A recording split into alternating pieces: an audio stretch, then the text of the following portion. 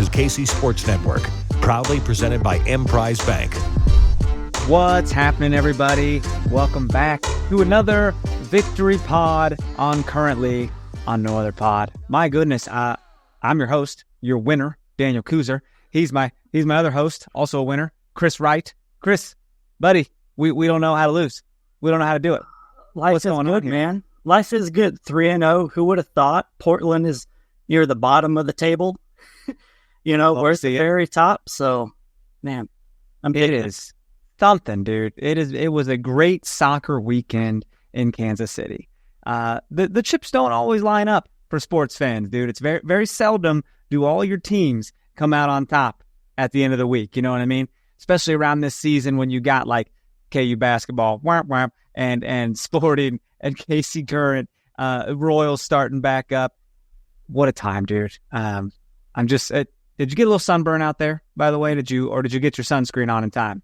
I put it on when we left the car, and I feel like it just ate away that sunscreen. And then once we got and sat back down, I'm not sure, one of your friends or somebody passed along some sunscreen. Yeah, I lathered that stuff on, man. It doesn't hurt to reapply, my friend. Sure. And I still got burnt. I still got a little bit of red. I did as well, but my burns last about 24 hours because I'm kind of an X-Man. It's just I get these weird powers where it just kind of drifts away. I don't know how to say it. Maybe maybe the carcinogen's already in me, and I can't get it because I already got it. You know what? If we had some No Other Pod fanny packs, listen, we could bring in some sunscreen. Listen, we talked about the fanny pack sitch. All right, I do.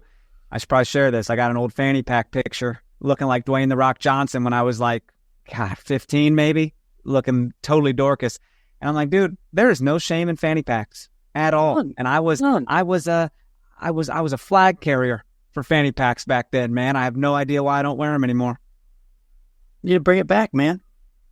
We don't have guys don't have that option, right? We don't have the option. It's nice a purse. We don't have an option for like a purse. Fanny pack is where we need to. Let me push back on that a little bit because I see the men that wear these cross body fanny packs, and I'm like, that's fucking functional. There's no shame in that. I think it was a very homophobic thing to think that men can't carry bags, and I think it's so cool now. You know what I mean? And I'm like, I might strap a little something to my chest someday, man. A little No Other Pod branded fanny pack. What do you say? I dig it. But let me ask you a question. Is it more of that European style, like shoulder satchel, or is it just a fanny pack you literally just put through your arm? Yeah, I think it just goes through your arm and just kind of, it doesn't really hang at your waist like European style. It is like fanny pack size, right? I know a buddy who has one, and I'm like, that's convenient as hell, man. You don't need no bulky wallet in your pants, nothing. It's just a different way to wear the fanny. I dig it.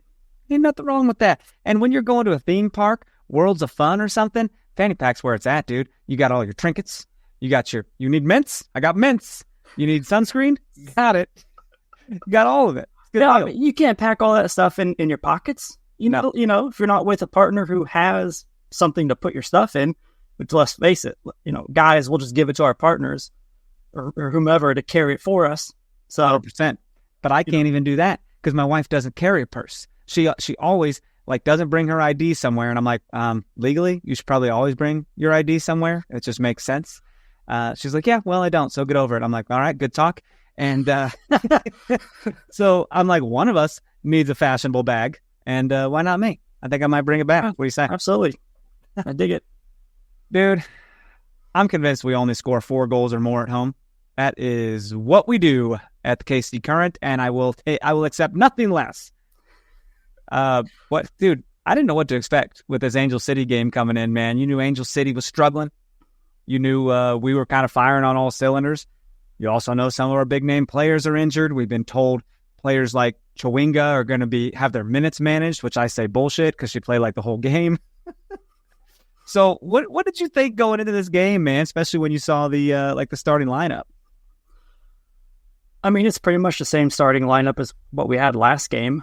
Pretty much. What stood out to me is the season's early, right? We had one home game prior to this one, and it was unveiling the new stadium. Energy was high. Things were crazy. It's hard. It's such a small sample size. And then going away, we eked out a nice win against San Diego. Again, small sample size. So now, hopefully, we can start to kind of see what our team is going to be like on a move-forward basis. And buddy, it did not disappoint. It did not disappoint. It's outstanding, man. I mean, your back line there, you had Izzy, Gabby Robinson, Elizabeth Ball.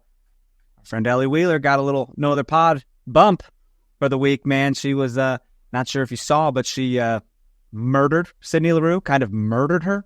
She came in like a free safety, was hitting a wide receiver going across the middle. And then popped right back up. God. Nothing happened. Just an assassin out there. Just ran away like you saw nothing. But hey, I had my pink headband on out there for Ellie. I was sporting it. Had a little headband tan, but again, X-Man. The burn went away, so I'm good. But she's having these great games, dude.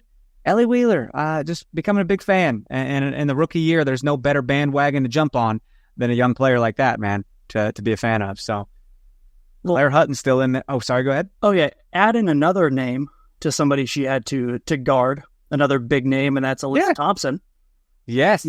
She had to guard Alyssa Thompson. She also had to guard Claire Emsley as well. Yes. Who attacks from that left side. So, man, she's racking up some names, man. And Emsley is not a name that jumps out, but I think the world of her. So it's another high-quality player. She's put that notch on her belt.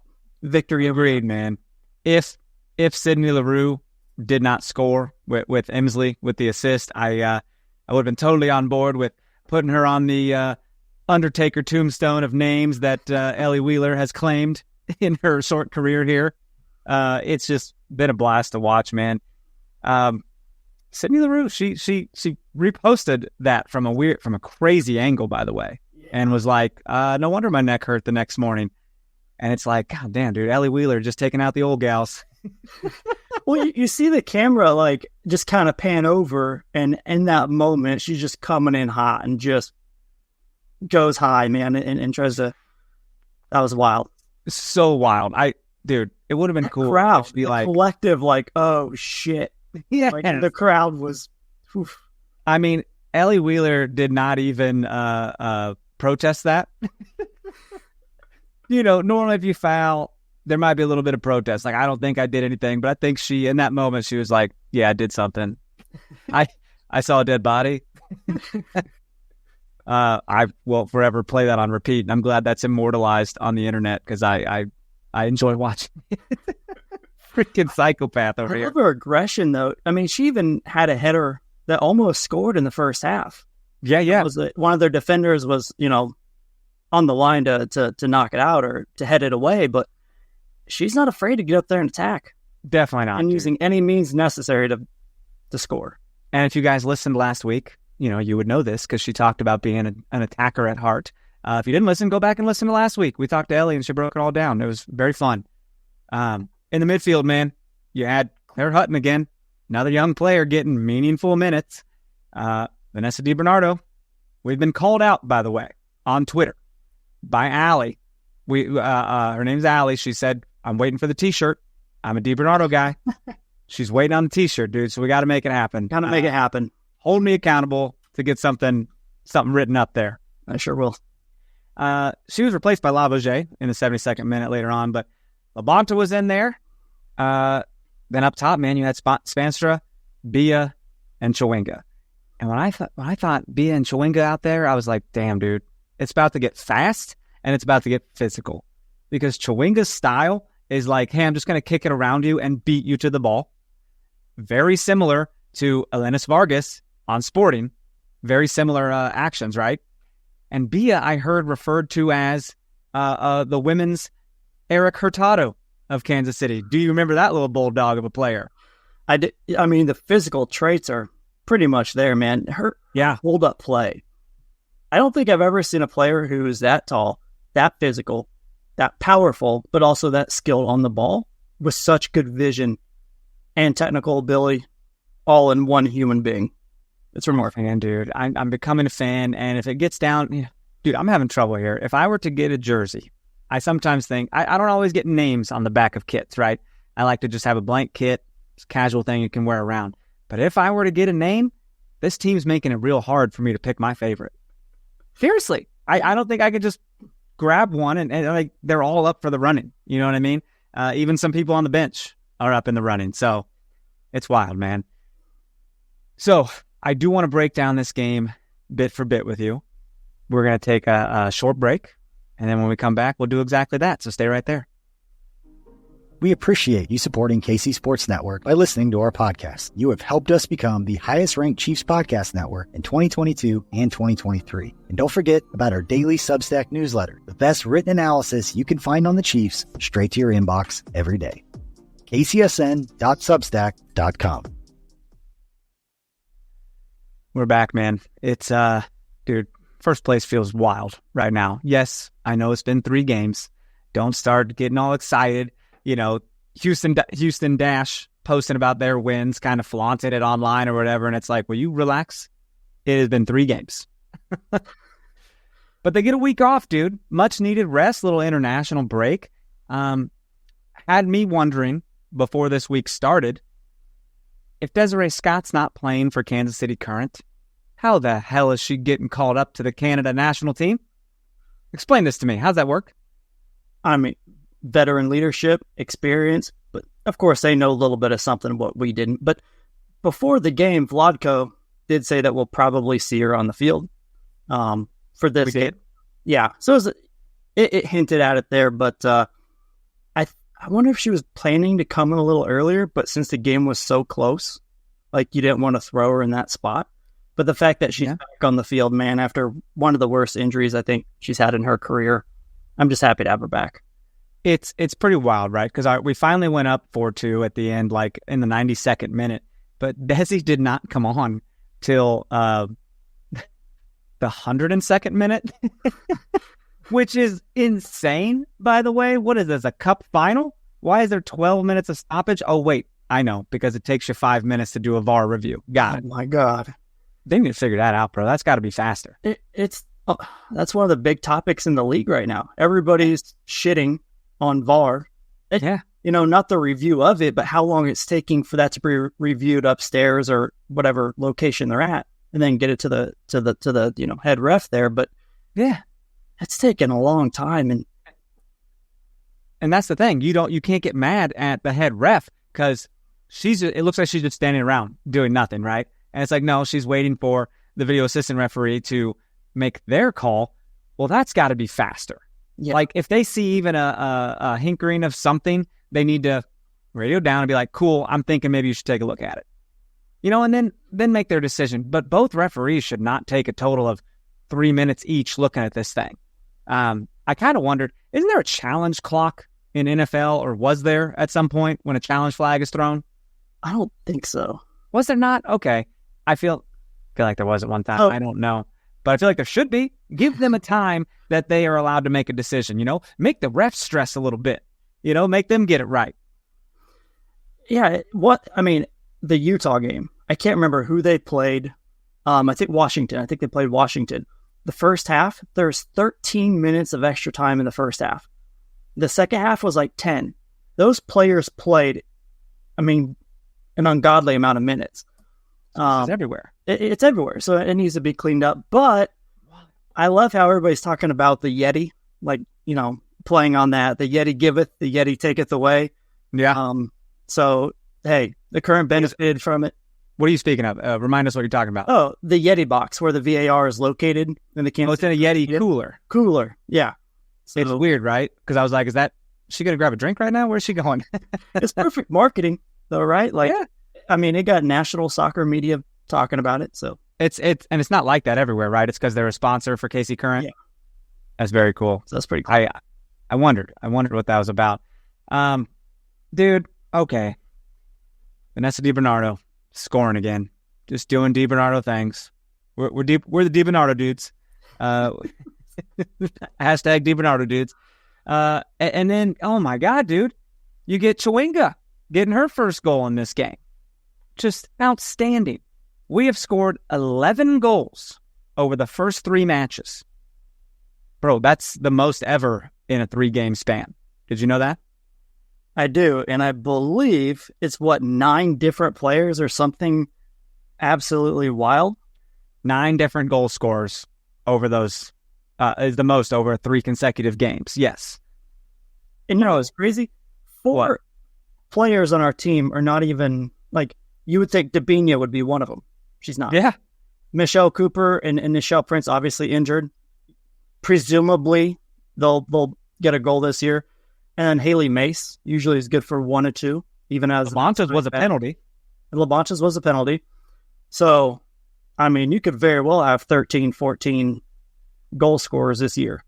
I am floored by the aggressiveness and the willingness to get in dangerous positions by every single player. Like, we're going to get to a point where Elizabeth Ball and Gabby Robinson are like, step back, we'd like to get one. You know, the center back getting up there, getting bangers too, because what we do, man, we score bangers. Well, what I really like is on the lead up to DiBernardo. Bia, it was a ball that came in. It was kind of a clearance, and the ball bounced up, and Bia basically out-physicaled the right back for Angel City. And it looked kind of like the right back maybe wanted a call, but maybe went down. Like, she didn't play as physical as she should have. So Bia took it, gave it to Temois, who I was screaming, shoot the ball, because it looked like she had a couple angles, and then just laid it off right to DiBernardo, who, again, just knows where to be, man. That's that veteran IQ. Vladko's putting her in situations to succeed and impact the game, and she's executing. She made it look like a tap-in goal, but it was also kind of a laser of a shot. You know what I mean? It was a hard angle. It was not as easy as what initially looked. Insane, man. Did you know Chewinga had 5 shots in this game? That's the highest for a KC Current player this year. 5 shots in a game. Dude, that shows more, by the way. Could have had more. Could have had more. That in the end, that layoff to Lavogette, right? Yeah. Like, she could have taken that shot. A couple of them ended up like right in the hands of the keeper, right? It didn't really test her all that well, so I'm like, okay, come on, let's kick it to where that keeper is not, and we'll make it work. But she came close in the first half a couple times, man. But Wheeler's header, dude, going. I mean, that was 27th minute when Bia crossed it into Ellie Wheeler, and Wheeler's header went past the keeper and was just heading for goal. But the defender was like, "I'm right here." You know, I mean, that's good positioning. You got to give it to that defender for clearing that off. That was good. But, dude, we went up 2-0 in first half stoppage time. Bia drew in some defenders, laid off a pass to Wheeler, who's coming towards goal. She finds DiBernardo on the right side. Across to Alexa Spanstra, header. Alexa Spanstra, header. DiBernardo dudes, Spanstra bros, I'm just telling you, man. How are you feeling at 2-0 at the halftime break? We all know that's a dangerous score, and it feels like we need more, right? I was feeling great, man. And the flow of the game was completely in the favor of the Current, right? Like, with the exception of maybe a couple of things, like Angel City really didn't test French, not too much. You know, we had the possession. We were, clearly the most dangerous in attack. You know, the shots evened out at the end of the game, 17 apiece. But at half, I mean, we like tripled their shot total, right? It was pretty one-sided at halftime. So at halftime, I was feeling really good. Yeah, no doubt. It's man. So we come out 2-0. You're thinking, hey, I'm thinking we need one more to win this game, and we did technically. You know, they did end up scoring 2 goals in this game, but what's it say for giving up an early goal out of the half? I mean, that's never good, man. That's if I had to equalize that to something, compare that to something, it'd be like someone giving up an inbounds play to Bill Self, because he's always got some alley-oop set up right out of a timeout or something, and it's like, it's coming, buckle down, lock it down, keep it up. So what's it mean when Sydney LaRue gets on the goal 5 minutes into the second half? It throws everything out the window. Everything he talked about at half just goes right out the window.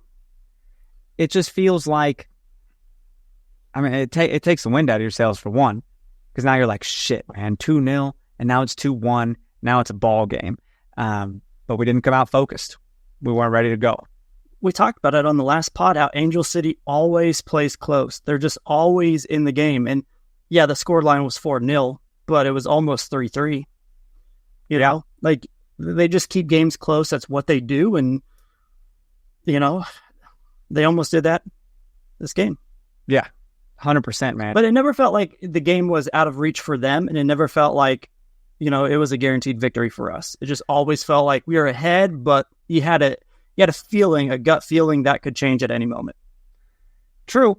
Very true. Dude, Chawinga gets our third goal.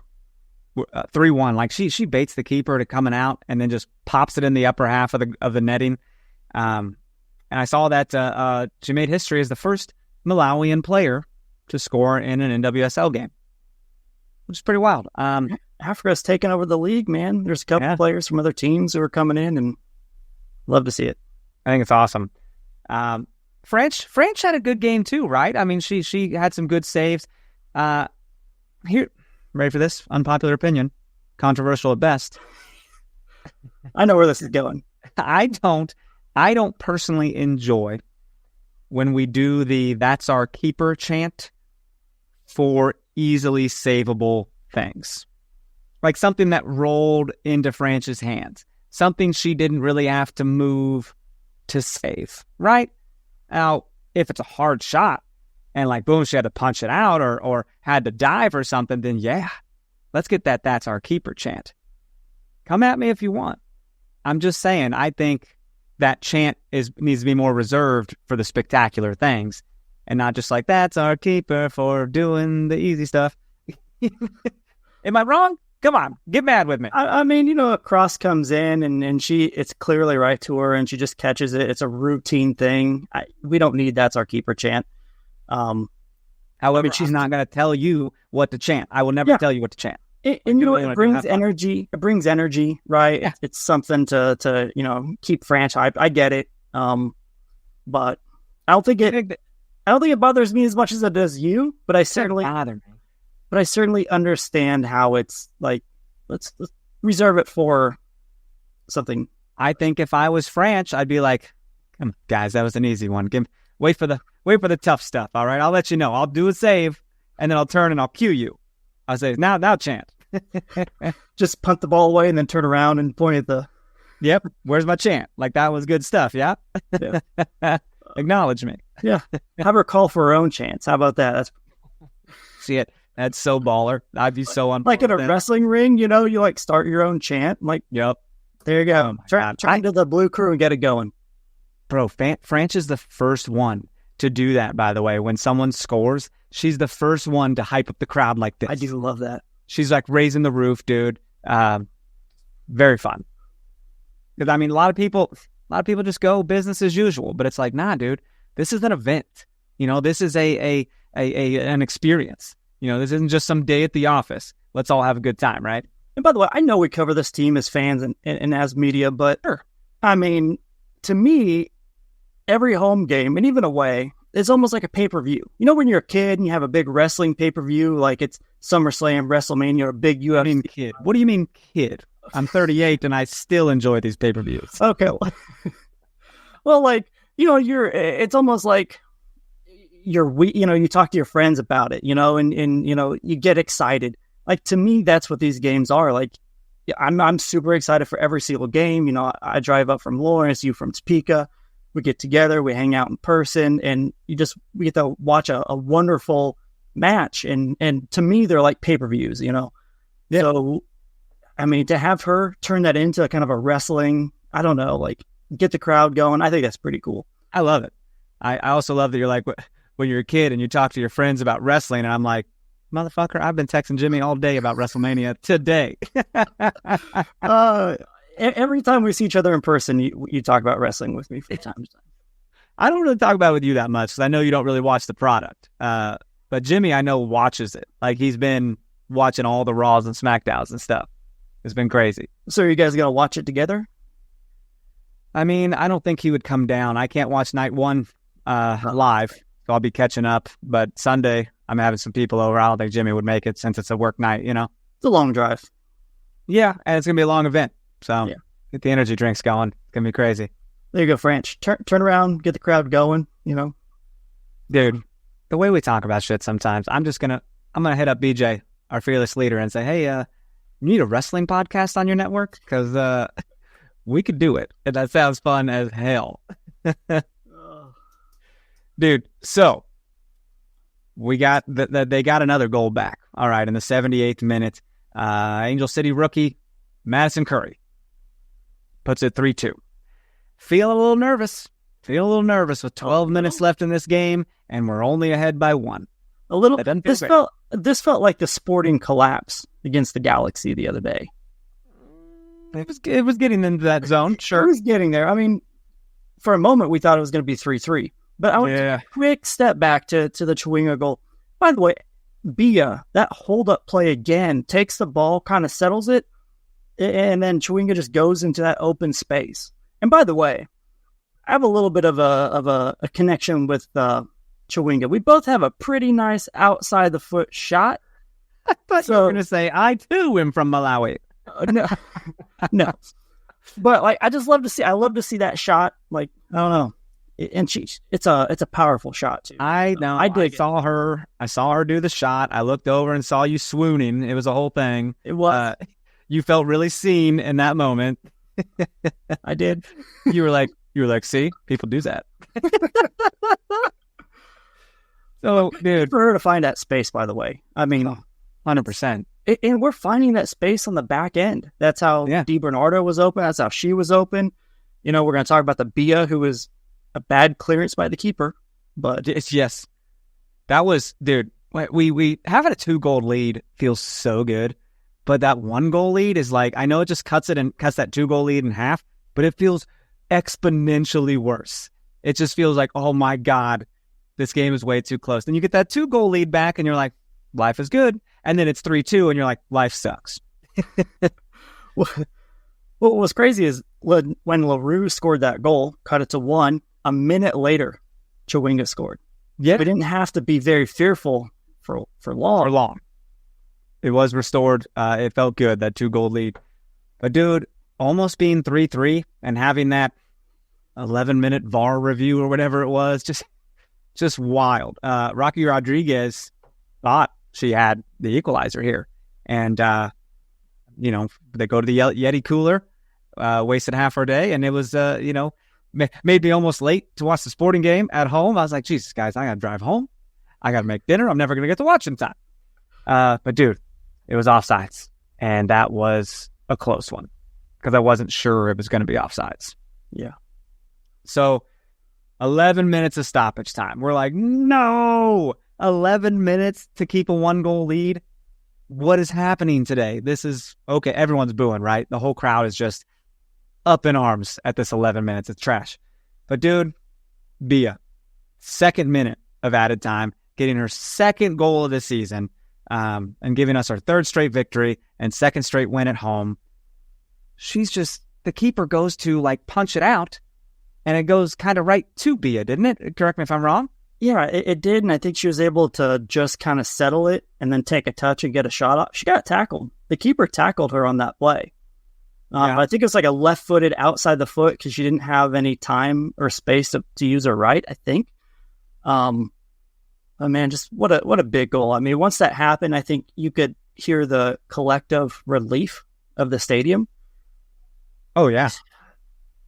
Bro, I have these highlights off to my side here on my computer, and it's just that beautiful Di Bernardo goal is something else, man. But also, going back to Sydney Leroux's goal, she's a class player, dude. I mean, I don't think I like her as a person. She seems pretty rude sometimes. She once slid into my wife's DMs, and my wife left her on red. Do you know about this? Yeah. Marissa said something online, and she was like, what do you mean by that? And Marissa was like, Non-confrontational Marissa was just like, I know. But, like, also the biggest slap in the face is just not to respond. Like, fuck off. I think she just had bad experiences with Kansas City with FC Casey, but she's funny. If you follow her on social media, she's hilarious. She funny? Yeah. Well, I mean, her goal, man. I mean, that goal would have been way awesome if it wasn't just a 2-1 goal. You know what I mean? If it was like a game-tying goal or something. But she also didn't grab the ball out of the net in any kind of excitement. I'm like, well, when you're losing, don't you want to grab the ball out of the net and get going? But I know it was only the 5th minute of the second half, so yeah, who am I to say? I don't know anything. So, dude, that's it, man. We go into the international break being 3-0. That's a weird feeling right now, and I'm trying not to get too excited and say we coming for everybody's ass. We coming. But that's how I'm feeling. I'm feeling very excited about what we have. Yeah. Yeah? No, I'm with you. And there's a chance that we could get Dabinia, Prince, Cooper back after this break. Now, any kind of minutes, I don't know what they would play. And it's not broken. We don't need to fix it. But I just don't know. And this is, again, a good problem to have. But I don't know how you integrate Prince or Cooper right now, the way things are going. Yeah. I mean, you cannot pull off Chawinga or Bia at all. I mean, you can't pull them off. It might help with some minutes, you know. And if you're injured right now, you see this. You're like, oh boy, I might not see the field for a minute. I mean, while things are going good, they're not going to F with a good thing. You know what I'm saying? It's got to be the most effective attacking combination with Chawinga and Bia right now. Yeah. Like in the league, I don't think there's anything that close. They can do something, man. Chawinga will fly right by you, and Bia is a beast. Dude, there was a moment where Alyssa Thompson was like trying to take the ball from her, and Bia was just playing with her. It was like an adult with a child. It was, dude. It was like her holding her head like this, and the child like swinging, trying to hit her or something. She just couldn't get the ball. And Bia was like, zoop, whoop, just took it and then turned. And I'm like, dude, Alyssa Thompson's not a bad player at all, but Bia just made her look ridiculous. I loved it. I'm going to go back and clip that from the game because that made me laugh. I know we keep talking about it. They're like unicorn type of players. She has the height. She has the technical foot ability. You know, she has speed. She's like a Gronk of tight ends. She'll use her body to box you out and then just put some type of move and go past you. Yes. And then when she's not doing that, you have another player, DiBernardo or Chawinga, flying off to the side, ready to receive that pass. And how many times did you see 2 or 3 players on her and she got out of whatever the situation is? It's wild. It's wild. It's absolutely insane. And, you know, against San Diego, she drew the PK. You know, like she doesn't get credit for that in some of these stats. But, you know, I mean, this whole time we were asking for, you know, an attacker that could take us to the next level. We were asking for, you know, wishfully, like a Mallory Swanson, a Sophia Smith. You know, we're asking for these caliber of forwards. I mean, look no further. We got it. And on top of that, we got Chawinga, who is just a unicorn herself, off to the side. And their chemistry, man, is so nice. They do give and goes, back and forths, and they've only had 3 games together. And Bia's been off to an international duty, you know, before the start of the season. It's unreal. I would like to say, let's all pray for healthy players as well. You would hate to get players back from injury and then have these players get an injury. However, it makes you feel decent that you got some pretty decent players in the wings waiting for their opportunity. Man, we don't have to rush them back. We don't have to rush back a Cooper, a Prince, a Dabinia. No, not like, at all. You know, a player getting lost in the shuffle. I know we're just kind of riffing here, but, you know, a player that gets lost in the shuffle is Lowe. Like, she's played incredible. And we ain't even talking about it. And we haven't even been able to talk about her just because she's not on the stat sheet, but she's doing everything in between. And then DiBernardo, like, she's connecting all the lines of defense, midfield, attack. She's up in the attack. At one point, she's pressing the keeper. She's playing up top, you know? You know, I think I took a look at the stats before recording this, and Obviously I didn't watch her career way back in like 2015 and 14 when she was drafted, but statistically, this is the best start of her career probably she's ever had. Yeah. DiBernardo. She has 2 goals and 2 assists. True. Yeah, it's in 3 games. Dude. And she could play we got players that aren't even playing, dude. Like Labaget coming on in the 72nd minute. Balasager came on in the 93rd, who we thought would be getting starting minutes, but she came on for a forward to, add a little more defense to secure the victory. Steigletter came on for Bia. And then Desi came on in the 102nd minute for like 45 seconds, got a single touch on the ball, and the game was over. So that, in my opinion, gets her a call up to the Canadian national team. That's good stuff. No, not saying she doesn't deserve it at all, but that is a good transition to where Desi will join the Canadian team for the She Believes Cup, arguably the worst title for a cup ever. I mean, it's 2024. I mean, I don't know. It kind of feels like we've moved. Like, She Believes to me is like hopeful. Like, we need to take a next step. Like, women's soccer's arrived. So it should be the She Believed Cup because we're past it. We are. I mean, look where we are now, and there's still a ton of room to grow. But I think we're past the beliefs part in my mind. But I don't know what you change it with. I mean, they're going to be. Well, what's interesting though, I mean, they're going to kick off this cup Saturday, where Canada will play Brazil with Lauren, right? She got called up to the Brazilian team. So that's exciting. And also Balasager got called up to her national team again, Denmark. You going to watch this competition at all, if you can? Yeah, absolutely. Because I think depending on that result of Canada and Brazil, the tournament will conclude with Canada playing U.S. or Japan on April 9th. That's cool. I got them in my calendar. Gonna do my best. Nice. Cool, man. I mean, so there ain't nothing to talk about with an upcoming game because we got a week off here. Life is good. Got a lot of good feedback from having our interview with Ellie. We had a YouTube comment that said, it was from WB Foley 100. They said, really enjoyed the interview. Great to meet the players and get to know them. So I got to tell you, we hope to do more of those. That is definitely in the plans. And we'll see what we can secure for you guys. What else you got on the docket today, man? Anything else you want to discuss? Yeah, I got a couple stats here I'm going to throw at you, and then a theme. Kind of, if we have a negative to this game, it's making it apparent on how we are vulnerable defensively. Okay. But before we get there, got a couple stats I'm going to throw at you. I'm a numbers guy. It's awesome. So, that being said, DiBernardo leads the league with goals and assists at 4. Bia is at 3 for goals and assists. And then Sophia Smith also has 3. So, DiBernardo leads the NWSL in goals and assists together. I know I'm not sure if you're a big fan of like the FOT mob ratings and stuff like that. The analytics. Okay. I don't seek them out, but I certainly enjoy when you share them. Okay. Yeah, so I got something here for you. Trinity Rodman leads the league at an 8.68. The next 2 players, DiBernardo and Chawinga.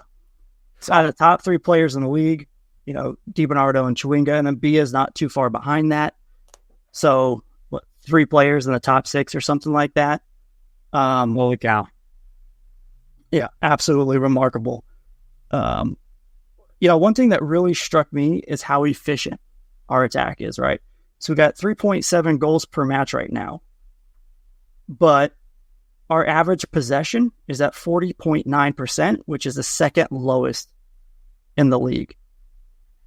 Wow. So we don't need the ball to beat your ass. We don't need the ball to be dangerous. I think all but 2 of our goals are within the run of play. One was a set piece. One was a PK. DiBernardo, she's up there in terms of chances created. Like, I just don't think that she's getting the mainstream love that she deserves right now. I mean, she's doing it all for us. Yeah, and that's, I won't say she's quietly doing it because she's on the numbers. She's on the stat sheet. You know what I mean? Right. If I was saying anything, Lowe is quietly doing her job. Yes. She's doing all the good things. But DiBernardo's not being flashy about it. She's just finishing. She's just, doing the right things. And I just love this, dude, because it's just building confidence and making them more excited to do it again in the next game and the next game and do it again here. And that's so fun, dude. It's so fun to watch. I worry that we're still conceding goals, but I don't give a shit really, because all you got to do is score more than they do, and we are doing that. It's week 4. Right? It's week 4. Like, we can figure that out. We can improve upon that throughout the season. Another thing I love too is it feels like we're trusting each other to make plays. If you have an open look, we're passing up a difficult but open look to give it to somebody who has a better look. You see that with Bia giving it to Chwinga. You see that with Chwinga giving it to DiBernardo. You see that with Chwinga giving it to Lavoisier. Obviously, it didn't work out, but you're seeing the aggressiveness, but also selfishness at the same time. And it just seems like, generally speaking, they're making the right play, whether that's taking the shot or dumping it off to somebody who has a better look. But you did touch on it. One of the negatives to me where we're at is goals against, and that's going to happen. But, out of the first 3 games, 3 of them were just individual efforts that were ungodly. 2 from Sophia Smith, 1 from Janine Becky against Portland. Those were just amazing individual efforts. The rest of them were plays where the ball came in to the box. It was crossed into the box, whether it was a run of play or a set piece, and we have not cleared that ball. Either that gets headed in by LaRue, or it bounces around in the box and gets kicked home by Madison Curry, and then against San Diego, Jakobsen scored for San Diego because it bounced around in the box. So ultimately, we have to be better on those set pieces. I don't know what they need to do, but they got to do something. Yeah. I mean, set pieces is like a thing all teams focus on very extremely. You don't want to give that stuff up. So I do want to talk about our toast of the match. I think it has to go to the person who got the goal and an assist. Contributed to 2 goals. Vanessa DiBernardo, yeah? Yeah, absolutely. Again, okay, number 2. That's our Holiday Distillery toast of the match right there. Chris with the 360 vodka, me with the 5 Farms Irish cream liqueur. Holiday Distillery. Good stuff. Toast of the match, Vanessa DiBernardo. Man, I hope we get to talk to Vanessa sometime on here. That just sounds like a hell of a time. I would love to just get into that brain of hers about being a player out there and all the things she sees as the KC Currents maestro of the field, technically, right? Yeah. I love that toast of the match, and it's crazy how spoiled we are because we could very easily give it to Bia or Chwinga. Yeah. Or even Lowe. She's not getting the credit, but I know. They're going to be so mad that we didn't give them the toast of the match. Because they're very aware of this. Everyone loves the toast of the match. They're probably pissed. So, hey, next time, we'll get you. Dude, what a fun time, man. I'm excited. Hopefully next week we get to, talk about these national team games that have taken place. If any of our players, make an appearance in the game or on the stat sheet, hopefully. And then we'll get to talk about it. Who are we playing? Gotham, right? Gotham next Sunday? Yep. Ooh, it'll be a test. That'll definitely be a test. Undefeated, though, man. Everyone's going to be scared of the Kansas City Current. That's a good feeling. And we play Gotham, and then we have Bay FC at home. And then after that, we have 3 road games. So this next 5-game stretch, we have 1 home game. So, wow. Should be interesting. I ain't even worried because we've never lost on the road. So there it is. Cool, buddy. You ready to get out of here? I'm ready. All right, guys. Thank you. God dang, thank you. If you got anything to say, do it on a Apple Podcast review or YouTube comment. Email us, knowtheirpod@gmail.com. Knowtheirpod on socials, Twitter, Instagram, at Dan Kooser, at Chris Wright 21. And God dang, we'll count on seeing you next week and get ready for another game. So for Chris, I'm Daniel. Love you to death. See ya.